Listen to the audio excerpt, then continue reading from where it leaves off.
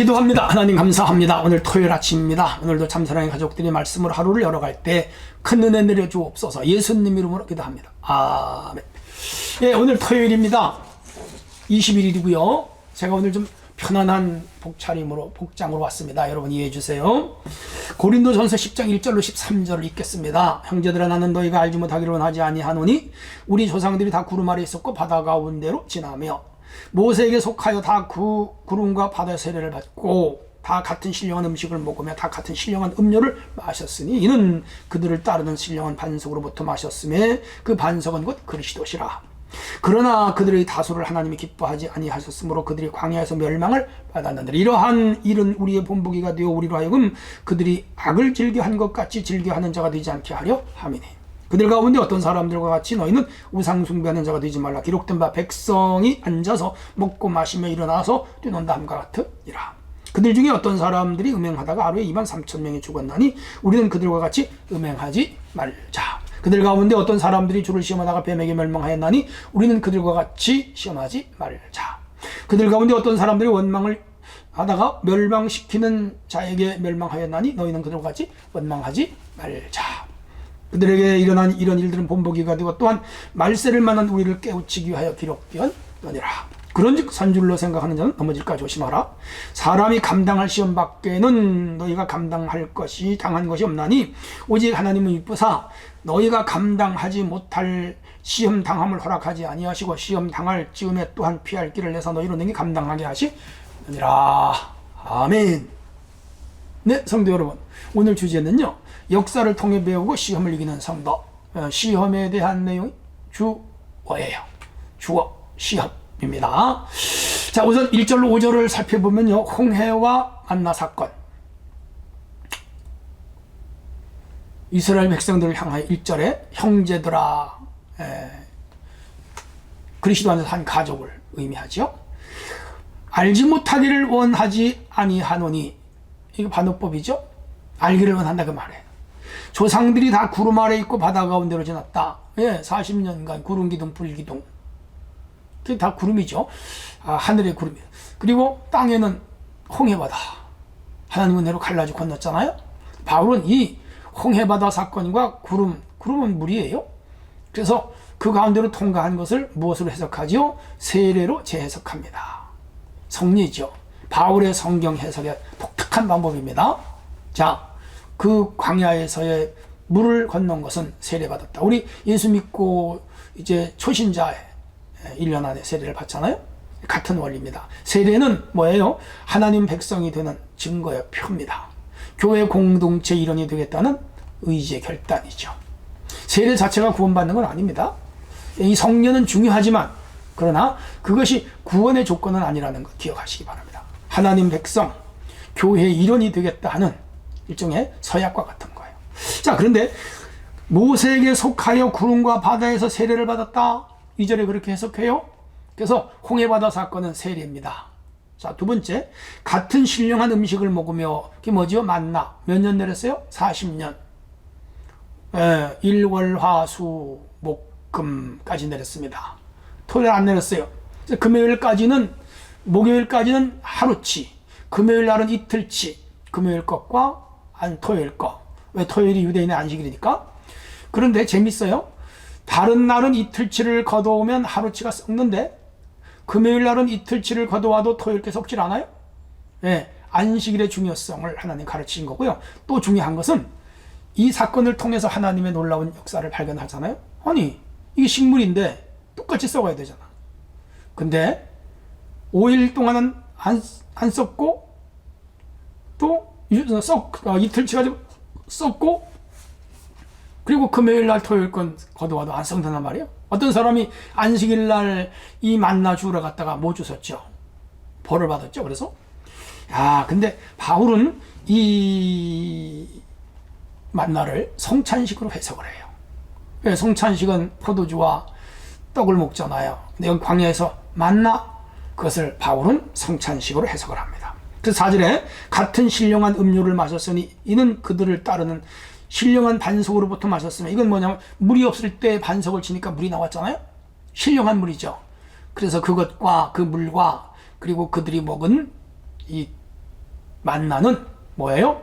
예수님이 제정하신 성찬이라는 거죠. 놀랍죠? 예수님이 마지막 6월절에 포도주와 떡을 나눠주면서 내 피다 내 살이다. 예수님이 구약의 광야 생활에 있었던 그 사건을 자신의 그 피와 몸을 찢기는 것으로 연결시켜서 거룩한 성례전이 나온 거라 신비하지요? 참 대단합니다. 이렇게 연결을 시켜요. 그래서 반석은 곧 그리스도라. 야, 여기 이것도 재밌어요. 반석은 돌이잖아요. 넓은 이렇게 깔려있는 그 바위를 반석이라 그러잖아요. 그래서 집을 질 때 반석에다가 집을 짓잖아요. 반석이 없으면 콘크리트로 반석을 만들고 그 위에 집을 짓잖아요. 무너지지 않지요. 단단하다는 걸. 그래서 이 반석은 그리스도라. 우리 인생의 기초가 된다는 의미도 있고요.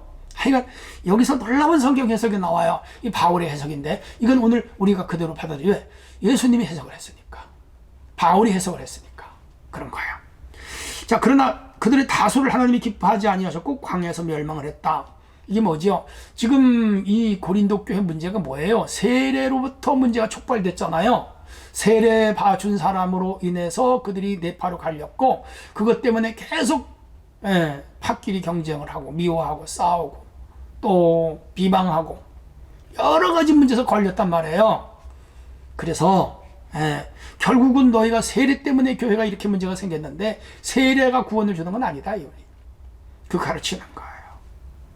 그래서 이들이 지금 세례 성찬식 이런 문제에 많이 걸려있어요. 음행 문제라든가 금친상간 문제라든가 법정 고소의 문제라든가 또 결혼 문제라든가 수많은 문제들이 있는데 그것은 1장, 2장, 3장, 4장에 나오는 세례 문제로부터 파가 갈라져서 문제가 생겼습니다. 그래서 너희들이 그렇게 세례를 중요하게 생각하는데 세례는 구원의 조건은 아니다.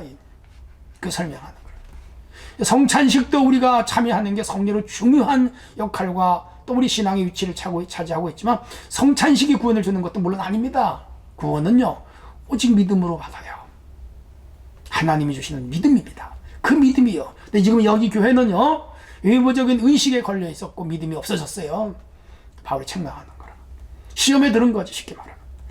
자, 그래서 이러한 일은 우리의 본보기가 되어 우리로 하여금 그들이 악을 즐겨한 것 같이 즐겨하는 자가 되지 않게. 광야에서 백성들이 다 악하게 살았다. 하나님 말씀을 떠나서 하는 게 악이에요. 그래서 망해고 여호수아 칼렙 두 사람만 들어갔잖아요. 다 죽었잖아요. 오늘날도 마찬가지다 이 말이야. 바울이 너네들이 교회는 다니고 세례 중요하게 생각하는 건 성찬이 중요하게 생각하는 건 아는데 그걸 무시하는 얘기는 아니지만 구원은 그게 아니라 진정한 말씀 안에 서서 믿음으로 살아야 한다는 거예요. 그러니까 이들이 지금 악한 짓을 하고 있단 말이야. 광야 백성들이 그거 하나 망했는데 또 그런 짓 하냐? 이 말이죠. 오늘 마찬가지예요. 우리가 신앙생활을 하면서 성경에 가르쳐 다 중요하지만 믿음을 잃으면 안 돼요. 믿음의 원리, 믿음의 조건, 믿음의 방향, 믿음의 실제를 잘 지켜야 돼. 그래서 1절 5절에 교훈이 있습니다. 세례 성찬이 우리에게 구원을 주는 건 결코 아니다. 기억하셔야 돼요. 그렇다고 해서 이러한 성례를 그냥 없이 여기면 그건 아니에요. 중요하지만 우리의 신앙을 돈독하게 하고 하나님과 가까워지고 공동체 일원의 이 공동체성을 함양하고 공고하게 하는 힘이 있지만 그것이 구원은 아니다. 기억하셔야 돼요. 말씀을 떠나 살면 멸망받는다는 거. 언제나 우리의 신앙은 말씀입니다. 그래서 오직 믿음으로 살아라. 그걸 가르치는 거예요. 자, 이제 7절에서 6절에서부터 7절 할게요. 7절에서부터 마지막 13절까지의 내용은 이스라엘의 죄와 고린도 교회의 죄를 대비해서 이렇게 설명을 하겠습니다. 어떤 사람들이 과 같이 너는 우상 숭배하지 말라. 기록된 바 백성이 앉아 먹고 마시고 일어나 뛰는 다음과 같으니라. 이거는 아론의 금송아지 사건을 염두에 둔 이야기예요. 모세가 산에 올라가 40일 금식 기도할 때 그가 내려오지 않으니까 죽은 걸로 그들이 오인했어요. 그리고 아론에게 금송아지를 만들자. 애굽의 신이 금송아지 신이에요. 그래서 그 신을 섬기면서 애굽으로 돌아가자 운동이 일어났죠. 여론에 의해서 아론도 바보 같은 행동을 했어요. 금송아지 만들었어요. 안타까워요. 그때 그거 하지 말아야지. 거기서 먹고 마시고 뛰놀고 음탕한 짓 했죠. 이때 모세가 내려와서 하나님이 써주신 두 돌판을 그냥 금송아지다 던져서 깨져버렸잖아요. 금송아지를 갈아가지고 금을 물에 타서 마셔버렸잖아요. 여기서 이들이 문제가 됐던 거예요. 그래서 누가 저들을 죽여라 그랬더니 아론, 레위 지파들이 칼로 죽였잖아요. 3,000명이 죽었어요. 3,000명. 그런데 베드로는 설교에 3,000명 구원시켰죠. 이것도 이상하게 놀랍게 매칭이 되는 사건입니다. 자, 8절. 그들 중에 어떤 사람은 음행을 하다가 하루 23,000명이 죽었다. 그들과 같이 음행하지 마라. 지금 이 고린도교 음행 문제가 있잖아요. 근친상간의 문제죠. 그리고 영은 거룩하고 육은 아무렇게 써도 괜찮다 해서 이들이 장녀, 집창촌 오늘로 말하면 매춘 이런 데 드나들었잖아요. 심지어 남자가 남자로 더불어 부끄러운 일도 했잖아요. 이 교회 엉터리 교회였죠. 그래서 광야에서 이스라엘 백성들이 모압 여자들하고 음행하다가 망했잖아요. 비느하스가 최종 건진을 통해서 살아나잖아요. 야, 이런 거 하지 말라 이거예요.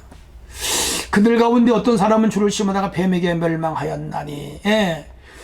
이들이 가데스 바나 사건 이후에 하나님께서 이제 돌려보내잖아요. 직진하여 가나안 땅 가지 않고 다시 옛날에 왔던 길을 다시 돌고 뱅뱅 돌아요. 40년 38년간 돌아다녔잖아요. 길이 험했잖아요. 길이 없는 데로도 갔잖아요. 그들이 그걸 통해서 원망을 했잖아요. 하나님이 재앙을 내렸잖아요. 불뱀을 보냈잖아요. 불뱀에 물린 자 다 죽잖아요. 또 원망하잖아요. 그때 하나님이 노소로 뱀의 형상을 만들어 장대 다루라. 쳐다보는 자만 살리라. 이것은 예수님이 요한복음 3장에서 자기가 장대에 달린다 십자가 사건이에요. 나를 바라보면 구원을 받는다는 식으로 해석을 하잖아요. 독특한 성경 해석이에요. 야, 이 우리 성경의 해석 방법은 놀라워요. 여기에 숨겨진 기의가 있는 것이죠. 여기에 숨겨져 있는 오묘한 진리가 있는 것이죠. 맞아요. 어쨌든 그들이 그걸 하나님 원망했어요. 근데 불뱀이 왔어요. 불뱀은 사탄을 말하는 거예요. 오늘도 교회 다니다가 불평하고 불만하면 어떻게 하죠? 사탄이 물어요. 그럼 뭐예요? 시험 들어요. 그러면요, 하나님 떠나고 교회 떠나고 예배 생활이 죽고 신앙 생활이 시들시들해져요. 그러면 안 되는 거예요. 그들 가운데 어떤 사람이 원망하다가 멸망시키던 자에게 멸망했다. 너희는 그들과 같이 원망하지 말자. 뭐 고라 사건들도 있고요. 가데스 바네아 사건도 있고요. 아이고 많아요. 그들이 결국은 광야에서 맴돌다가 가나안 땅 들어가지 못했습니다. 죽었어요. 오늘 고린도 교회도 이렇게 되면 이스라엘 백성들처럼 구원을 못 받는다 이 말이죠. 경고예요. 11절. 그들에게 일어난 일은 본보기가 되고 또한 말세를 만난 우리를 깨우치기 위하여 기록되었느니라. 근데 이 말씀은 오늘 우리에게도 똑같이 적용이 돼요. 교회 다니는데 늘 행복한 건 아니에요. 늘 즐거운 건 아니에요. 여기 부담도 있어요. 주일 지키는 거, 봉사하는 거, 헌금 드리는 거 다 부담돼요. 직분 받는 거, 아유 부담 많이 돼요. 부흥회 하는 거 부담되고요. 전도하라 부담 많이 돼요. 특별 새벽기도 하셨죠? 또 얼마나 여러분 부담됐겠어요. 나 4일 동안 새벽에 나온다. 그런데 돌아보면 그 은혜예요. 축복이에요. 우리를 깨워주시는 거예요. 신앙을 경성시키는 거예요. 변화시키는 거예요. 열심을 갖게 하는 거예요. 감사하지요. 그래서 교회에서 우리가 돌아가는 여러 가지 영적 시스템이 올무가 되면 안 됩니다. 불평거리가 되면 안 됩니다. 원망거리가 되면 안 됩니다. 그냥 감사하셔야 돼요. 하나님 감사합니다. 하나님 감사합니다. 그래야지 그 원망하면 안 되는 거예요. 그러면 불뱀이 와요. 불뱀은 사탄이에요. 우리를 물어버려요. 그런즉 선줄로 생각하는 넘어질까 조심하라. 이 고린도 교회는 지금 교만했어요. 보면은 교만할 조건이 아무것도 없는데 교만했어요. 무지몽매한 자들이죠. 오늘도 이거 아무것도 아닌 거 가지고 교만한 사람이 물질이 있다고 돈이 있다고 혹은 뭐 많이 배웠다고 사회적 지위가 있다고 그런 거는요 세상에서 하는 거예요. 교회는 다 주님 앞에 죄인이에요. 부족함이에요. 나약함이에요. 어리석음이에요. 모자름이에요. 주님 도와주세요. 주님이 붙잡아 주세요. 주님이 일으켜 주세요. 그것만 있는 거예요. 그런 믿음 가져야 돼요. 자, 그러면서 13절에 사람이 감당할 시험 밖에는 당한 것이 없나니 하나님 미쁘사 너희 감당하지 못할 시험 당을 허락하지 아니하시고 시험 당할 쯤에 피할 길을 내사 능히 감당하게 하시느니라. 자신의 힘과 자신의 지식과 자신의 의지와 자신의 세상 포지션을 가지면 교만할 수 있어요. 그런데 하나님 의지하기만 하면 시험 다 이겨요. 넘어지지 않아요. 여러분 혹시 어떤 시험이 있습니까? 코로나19 때문에 시험이 있습니까? 교회 다니는데 자기 뜻대로 뭐가 잘 안 된다고 시험 들었습니까? 자기 생각이죠. 그니 광야 생활하는 사람들과 같은 거예요. 그런 사람이 되면 안 되고 그런 믿음의 사람이 되면 안 돼요. 하나님 말씀의 순종, 하나님 권위의 순종, 교회의 권위의 순종, 목회자 지도자들의 인도하심의 순종. 거기에 은혜가 있고 축복이 있고 길이 있고 미래가 있는 거예요. 자, 결론 내리겠습니다. 선줄로 생각하지 마세요. 이건 교만이에요. 교만을 버려야 돼요. 교만한 자를 하나님은 버려요. 겸손한 자를 찾고 계세요. 교만은 패망의 선봉이고 거만 넘어짐이 앞잡이니라. 선줄로 생각하는 넘어질까 조심하라. 그래요. 여러분 교만하지 말아야 됩니다. 하나님 의지하지 않으면 시험에 넘어진다. 가르쳐요. 그럼요. 하나님 의지해야 시험에 이겨요. 하나님 의지하지 않으면 시험 다 넘어갑니다. 여러분 하나님만 끝까지 의지하시기를 바랍니다. 무엇보다도 교만하지 말자. 오늘 주제를 깊이 생각하시고 어떤 시험도 이기는 성도들 되시기를 바랍니다. 하나님 감사합니다. 오늘 토요일입니다. 내일 주일을 준비합니다. 다 같이 내일 나와 주께 영광 돌리게 하시고 늘 은혜 안에 있게 하옵소서. 예수님 이름으로 기도합니다. 아멘.